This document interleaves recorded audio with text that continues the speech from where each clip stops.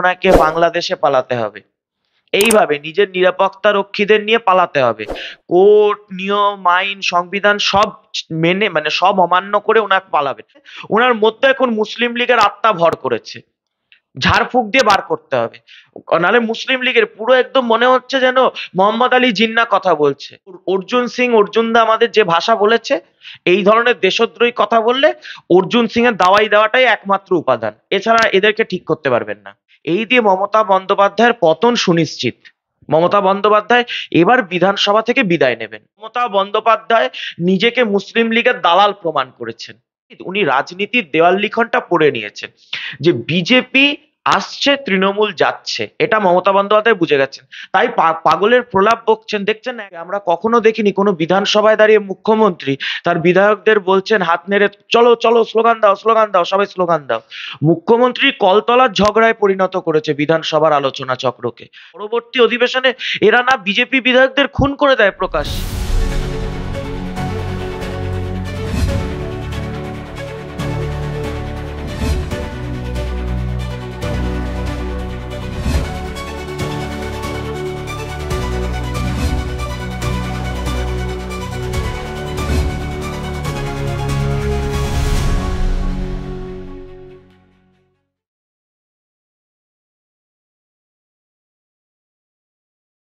মমতা বন্দ্যোপাধ্যায়ের সরকার তো এটাই করবে।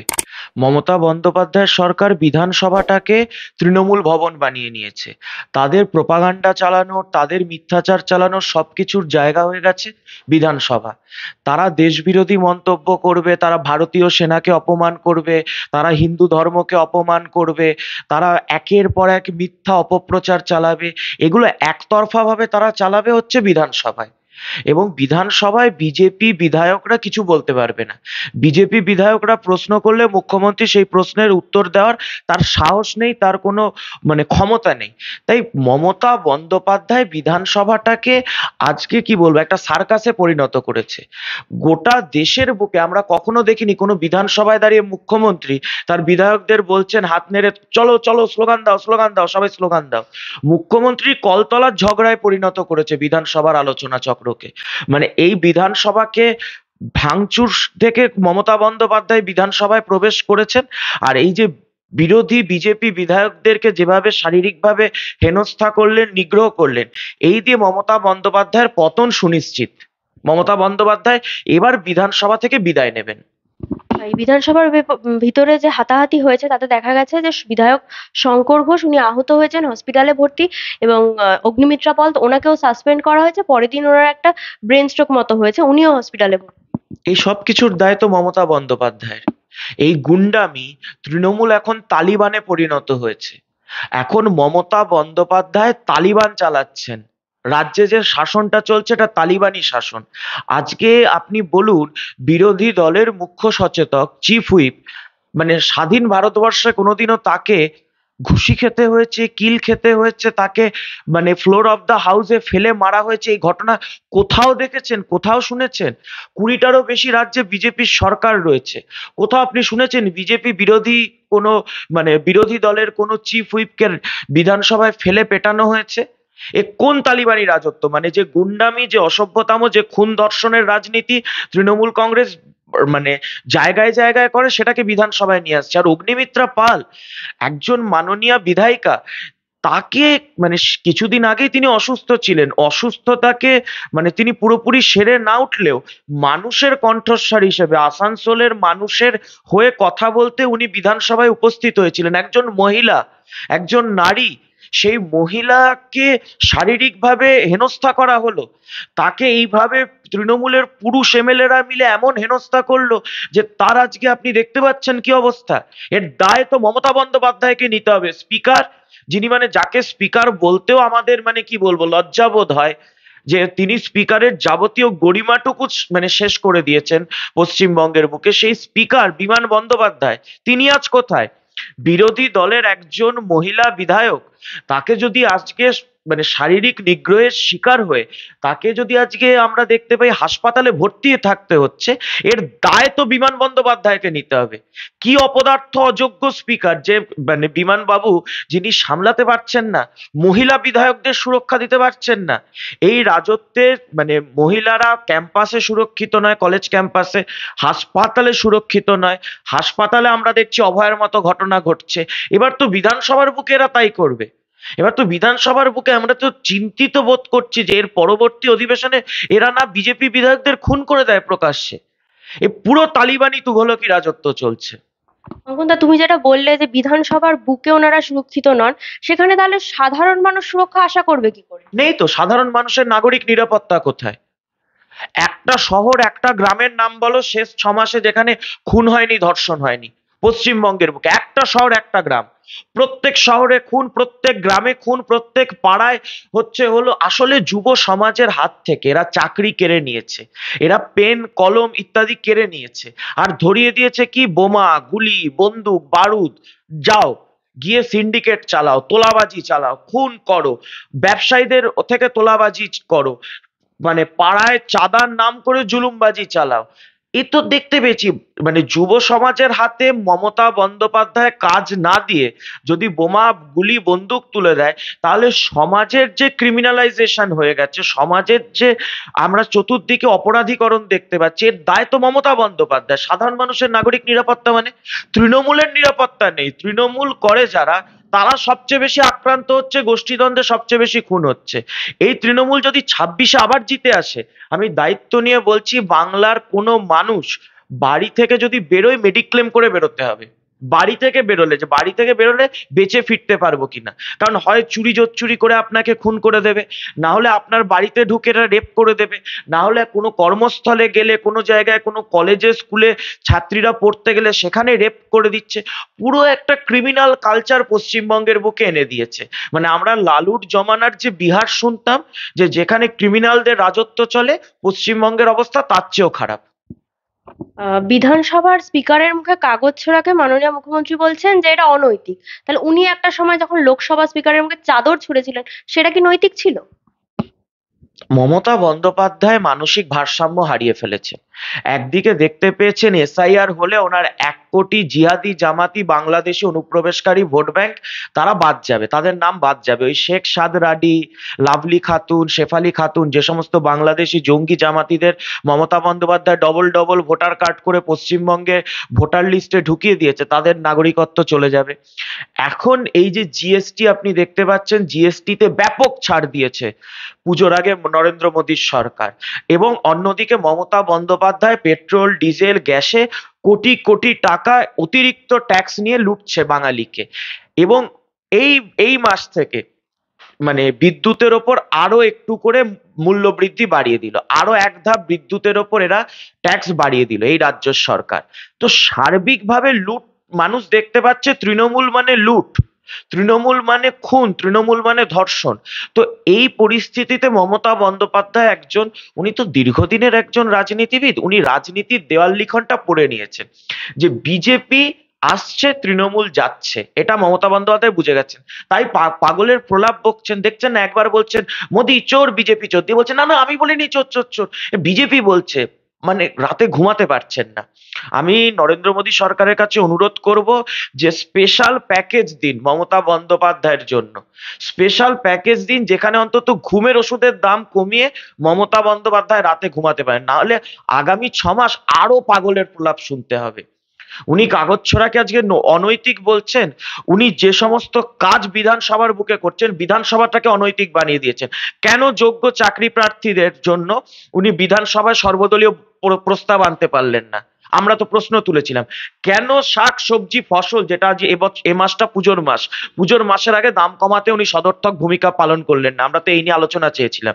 উনি ওনার ন্যারেটিভ নিয়ে আলোচনা করবেন, আমরা সেটা বসে বসে সহ্য করব? আমরা যা করার ঠিক করেছি, বেশ করেছি। উনি তো সেদিন সর্বসম্মুখে বিধানসভায় বলেছেন যে কেন্দ্রীয় সরকার হচ্ছে ডাকাতদের সরকার, এবং কেন্দ্রীয় সরকার দেশকে বিক্রি করে দিয়েছে, তাও তাদের কোনো লজ্জা নেই। আসলে যে চাকরি বিক্রি করে, রেশন চুরি করে কালোবাজারি করে বাংলাদেশে বিক্রি করে, তার সমস্ত মন্ত্রিসভা যার চোরে ভর্তি। আপনার আশপাশে দেখবেন, আপনার আশপাশে যদি ভালো লোকজন থাকে আপনার মনটাও ভালো থাকবে। আপনার যদি আশপাশে শিক্ষক অধ্যাপক থাকে আপনিও দেখবেন মানে জ্ঞান বিদ্যা বুদ্ধি এই নিয়ে চর্চা করছেন। আর আপনার আশপাশটা যদি চোর থাকে তাহলে দেখবেন আপনার মনে একটা চৌর্যবৃত্তি ঢুকে যাচ্ছে। মমতা বন্দ্যোপাধ্যায় ডাঁয়ে চোর, বায়ে চোর, মন্ত্রিসভায় চোর, বিধায়ক দলে চোর, সাংসদ দলে চোর, সর্বত্র চোর ডাকাত নিয়ে ঘোরেন। তো তাই উনি চোখ খুললেই মনে হয় সবাই চোর সবাই ডাকাত। তার পরিবারের চোর, তিনি নিজে চাকরি চোর, তার মানে গোটা মন্ত্রিসভা চোর। একটা মন্ত্রিসভার 42টা দপ্তরের বিরুদ্ধে হাইকোর্টের নির্দেশে চুরির তদন্ত চলছে, দুর্নীতির অভিযোগ রয়েছে। এবার চোর সবাইকে ডাকাত বলবে। চোরের মায়ের বড় গলা শুনেছিলাম, এখন চোরের পিসির বড় গলা আমরা দেখছি। পশ্চিমবঙ্গের দুর্ভাগ্য, এমন একটা চোর মুখ্যমন্ত্রীকে আমাদের সহ্য করতে হচ্ছে। হাইকোর্টের রায় মেনে এই 3 দিন ব্যাপী যে অধিবেশন সেটা চলছিল, যে কোনো দলেরই বিধায়কদের দেহরক্ষীদের ভিতরে ঢুকতে দেওয়া হচ্ছিল না। কিন্তু যেদিন লাস্ট অধিবেশন ছিল 4ঠা সেপ্টেম্বর, ওই দিন দেখা গেল মমতা ব্যানার্জি তিনি তাদের দেহরক্ষীদের নিয়ে নির্দ্বিধায় ভিতরে ঢুকে গেলেন। দাদা, উনি তো মুখ্যমন্ত্রী হওয়ার আগে নিজেও একজন এমএলএ। উনি, সেটা নয়, উনি তো এই এই যে পরিকল্পনা মাফিক যে বিজেপি বিধায়কদের প্রাণে মারার চেষ্টা হয়েছে আজকে বিধানসভার অভ্যন্তরে, এটা তো পরিকল্পিত ছিল তৃণমূলের। যে বিজেপি বিধায়ক শঙ্কর ঘোষকে শিলিগুড়িতে ভোটে হারাতে পারবো না, অগ্নিমিত্রা পালকে আসানসোলে ভোটে হারাতে পারবো না, নন্দীগ্রামে শুভেন্দু অধিকারীকে ভোটে হারাতে পারবো না, চলো এখানে মার ধাক্কা দিয়ে এখানে এদেরকে যদি আমরা মেরে দিতে পারি আর নিজে সুরক্ষিত থাকবো। এই যে মারদাঙ্গার পরিকল্পনা, এইটা তো মমতা বন্দ্যোপাধ্যায়ের পূর্ব পরিকল্পিত ছিল, তৃণমূলের পরিষদীয় দলের পূর্ব পরিকল্পিত ছিল। এইবার মমতা বন্দ্যোপাধ্যায় চাইছেন যেন ক্রিয়ার প্রতিক্রিয়া তাকে সহ্য করতে না হয়, তাই নিজের হাইকোর্টের নির্দেশকে অমান্য করে নিজের নিরাপত্তা রক্ষীকে নিয়ে ঢুকে গেছেন। এবং আমি বলছি ওনাকে এইভাবেই উনি যখন 26-এ হেরে যাবেন ওনাকে বাংলাদেশে পালাতে হবে। এইভাবে নিজের নিরাপত্তা রক্ষীদের নিয়ে পালাতে হবে। কোর্ট নিয়ম আইন সংবিধান সব মেনে মানে সব অমান্য করে ওনাকে পালাবেন। উনি সংবিধান মানেন, উনি কোর্ট মানেন, উনি কিচ্ছু মানেন? একটা তুঘলকি রাজত্ব চালাচ্ছেন পশ্চিমবঙ্গের বুকে। উনি শুধুমাত্র নিজেকে ভালোবাসেন। একটা কথা বুঝে নিন, উনি ওনার ভাই ওনার ভাইপো এছাড়া ওনার কিচ্ছু মতলব নেই। গোটা পশ্চিমবঙ্গ সর্বনাশ হয়ে যাক, উচ্ছন্নে যাক, মমতা বন্দ্যোপাধ্যায় চানই এটা। সুতরাং মমতা বন্দ্যোপাধ্যায়ের চরিত্র আমরা জেনে গেছি, বাংলার মানুষ জেনে গেছে যে উনি একজন স্বার্থপর মহিলা। উনি শুধু নিজের স্বার্থ বোঝেন, নিজের দলের স্বার্থ বোঝেন, নিজেদের চুরি দুর্নীতির স্বার্থ বোঝেন, আর কিচ্ছু বোঝেন না। এই ভাষা আন্দোলনের যে মঞ্চ গান্ধী মূর্তির পাদদেশে ছিল সেটা সেনাবাহিনীরা ভেঙে দিয়েছে। সেই প্রসঙ্গে মমতা ব্যানার্জি বলছেন যে আমি জানতাম এতদিন বাকি এজেন্সিগুলো কেন্দ্রের ললিপপ খায়, কিন্তু সেনাবাহিনী যে সেই একই লিস্টে পড়বে আমি সেটা ভাবতে পারি। কিসের ভাষা আন্দোলন? ভাষা আন্দোলনটা কিসের? 2215টা সরকারি প্রাথমিক স্কুলে বিদ্যাসাগরের বর্ণপরিচয় শেখানোর বাংলা ভাষার শিক্ষক নেই। হাই স্কুলগুলোতে আপনি প্রায় 1400 হাই স্কুলে বাংলা পড়ানোর এইচএস 11 ক্লাস 12 ক্লাসে বাংলা পড়ানোর কোনো শিক্ষক নেই। কলকাতা ইউনিভার্সিটিতে যান, এমএ যদি আজকে পড়ার জন্য আপনার বা আপনার কোনো আত্মীয় তারা ফর্ম ফিল আপ করে, আপনি দেখবেন বাংলা ভাষায় আপনি এমএ পড়তে পারছেন না। কেন? কারণ বাংলা ভাষায় মানে মানে বাংলা বিভাগের 17 জন অধ্যাপকের পদ শূন্য রয়েছে। না আপনি স্কুলে বাংলা পড়ছেন, না আপনি কলেজে বাংলা পড়তে পারছেন, আপনার বাংলার শিক্ষা শেষ, আপনার বাংলার শিল্প শেষ, বাংলার ব্যবসা শেষ, বাংলার সব শেষ। বাংলার ভাষা আন্দোলন? কিসের ভাষা আন্দোলন করছেন মমতা বন্দ্যোপাধ্যায়? কোন বাংলা ভাষা নিয়ে উনি কি করেছেন? বাংলা ভাষায় বাংলা ব্যাকরণের ওপর গবেষণা আপনি রবীন্দ্র ভারতীতে করতে পারবেন? পারবেন না। আপনি প্রেসিডেন্সিতে পারবেন? পারবেন না। আপনি সিইউতে পারবেন? পারবেন না। বারাসাতে পারবেন? পারবেন না। সিধু কানু ইউনিভার্সিটিতে পারবেন? পারবেন না। বাংলা ভাষায় গবেষণা করতে পারছে না যে পশ্চিমবঙ্গের ছাত্রছাত্রীরা, যেতে হচ্ছে উত্তরপ্রদেশে বিএইচইউতে কিংবা পাটনা ইউনিভার্সিটিতে। এটা তো লজ্জার। এরপর উনি বাংলা ভাষা নিয়ে আন্দোলনের কথা বলছেন মমতা বন্দ্যোপাধ্যায়। বাংলার সর্বনাশ তো মমতা বন্দ্যোপাধ্যায় করেছেন, আর সেনাকে অপমান করছেন। উনি চরিত্রগতভাবে উনি যে ববি হাকিমের অনুপ্রেরণায় উনি এখন চারিত্রিকভাবে ছদ্ম পাকিস্তানি হয়ে গেছেন। পাকিস্তানি প্রধানমন্ত্রীর ভাষা, সেনাপ্রধানের ভাষা আর মমতা ব্যানার্জির ভাষা, এর মধ্যে কোনো পার্থক্য পাবেন না। উনি এখন ছদ্ম পাকিস্তানি। মনে প্রাণটা উনার শরীরটা হয়তো পশ্চিমবঙ্গে রয়েছে, কিন্তু বিজেপি বিরোধিতা, হিন্দু বিরোধিতা করতে গিয়ে এবং মুসলমান ভোট ব্যাংকে তোষণ করতে গিয়ে এমন একটা মানসিকতা এসে গেছে ওনার মধ্যে, এখন মুসলিম লীগের আত্মা ভর করেছে। ঝাড়ফুঁক দিয়ে বার করতে হবে। নাহলে মুসলিম লীগের পুরো একদম মনে হচ্ছে যেন মোহাম্মদ আলী জিন্নাহ কথা বলছে। এটা ভাষা হতে পারে ভারতীয় সেনার বিরুদ্ধে?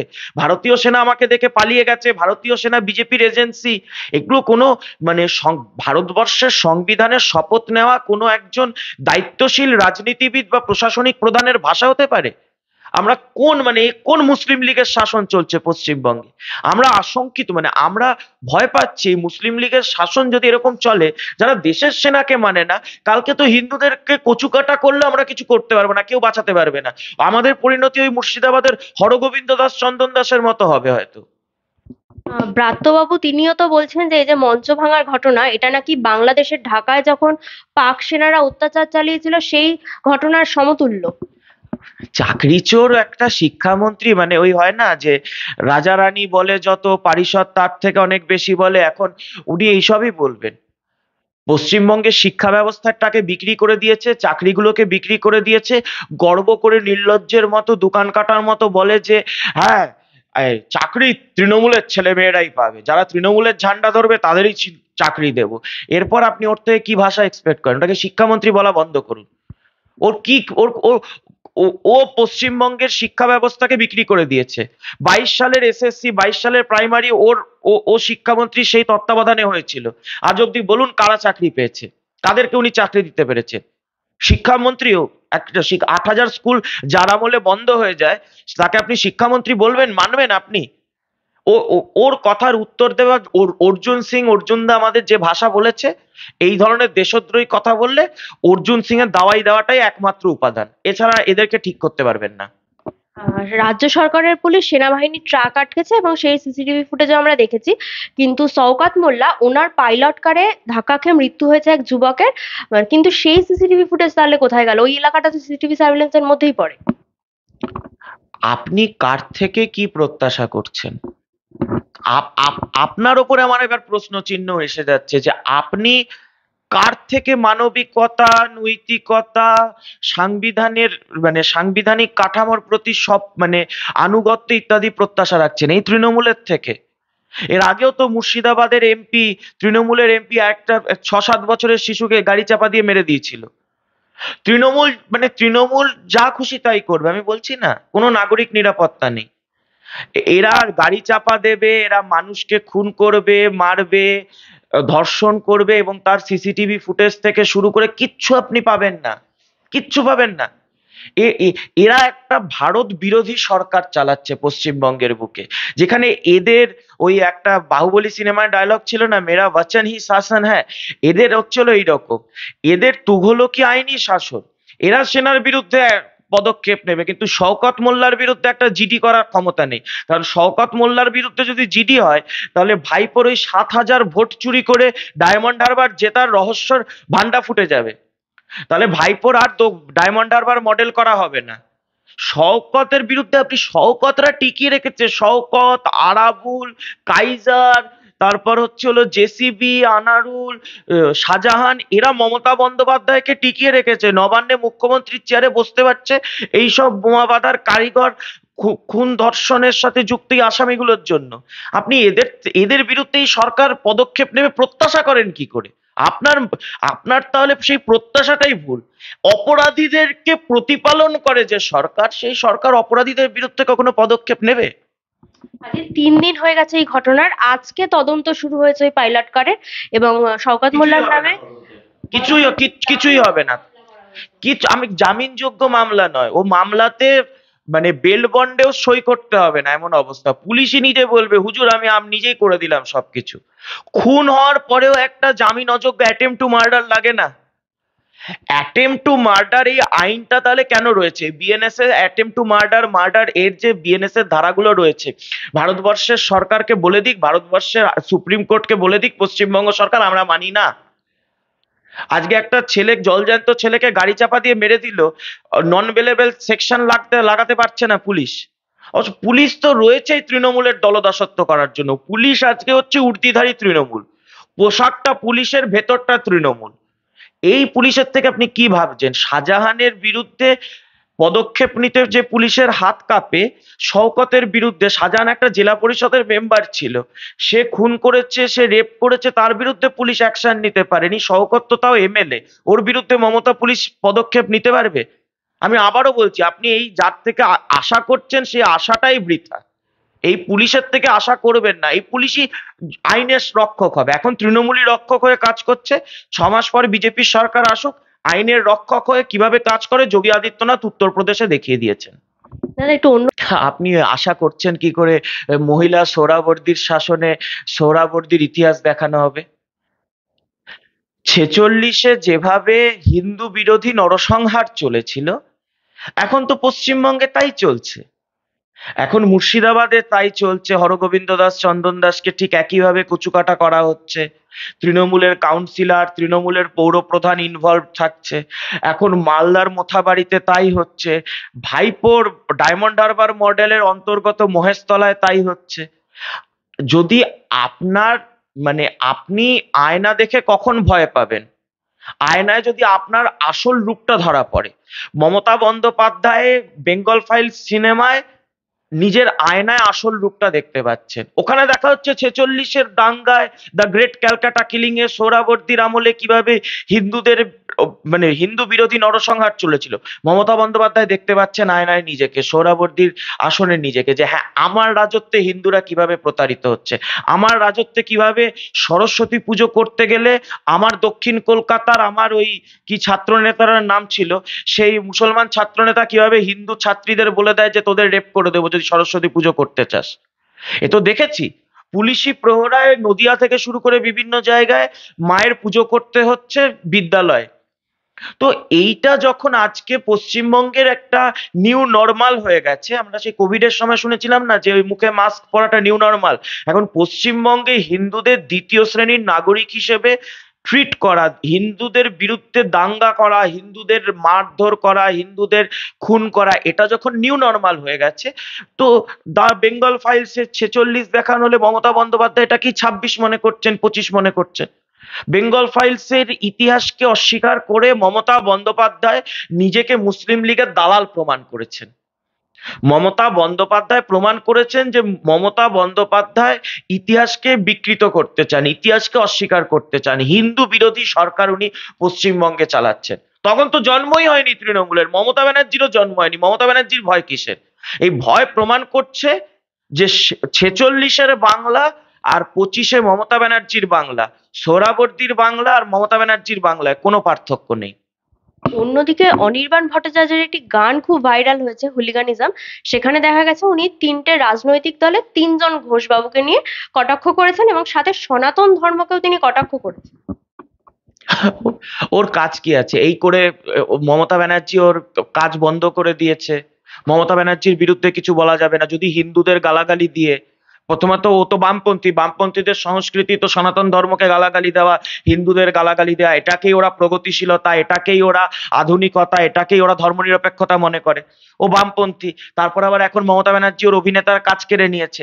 এবার যদি একটু সনাতন ধর্মকে গালাগালি দিয়ে মমতা ব্যানার্জিকে খুশি করে একটা ওয়েব সিরিজে ঢোকা যায়, একটা সিনেমায় যদি ঢোকা যায়, হিন্দু বিরোধী ইকোসিস্টেম, এই যে সিপিএম, তৃণমূল, কংগ্রেস, এরা তো মানে বৃহত্তর এই যে ইন্ডি জোট, এ তো হিন্দু বিরোধী ইকোসিস্টেম। এই হিন্দু বিরোধী ইকোসিস্টেমের লোকেরা সনাতন ধর্মকে গালাগালি দেবে, এটাই প্রত্যাশিত।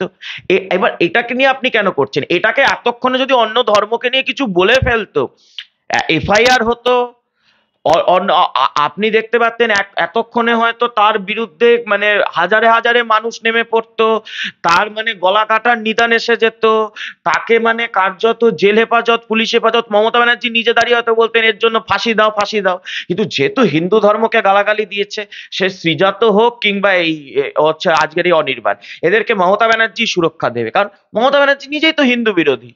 তো এদেরকে নিয়ে ভাববেন না। শাসক যদি হিন্দু বিরোধী হয়, শাসন ক্ষমতায় থাকা প্রশাসনিক প্রধান যদি সাংবিধানিক দায়িত্ব পালন ছেড়ে মুসলমান তোষণ আর হিন্দু বিরোধ করে, হিন্দু শোষণ আর মুসলমান তোষণ করে, তাহলে এই ধরনের এই সমস্ত মানুষ এইসব মানে এদেরকে গুরুত্ব দিয়ে লাভ নেই। এরা তো এগুলো করবে, কাজ পাওয়ার জন্য বেচারা এইসব করেছে।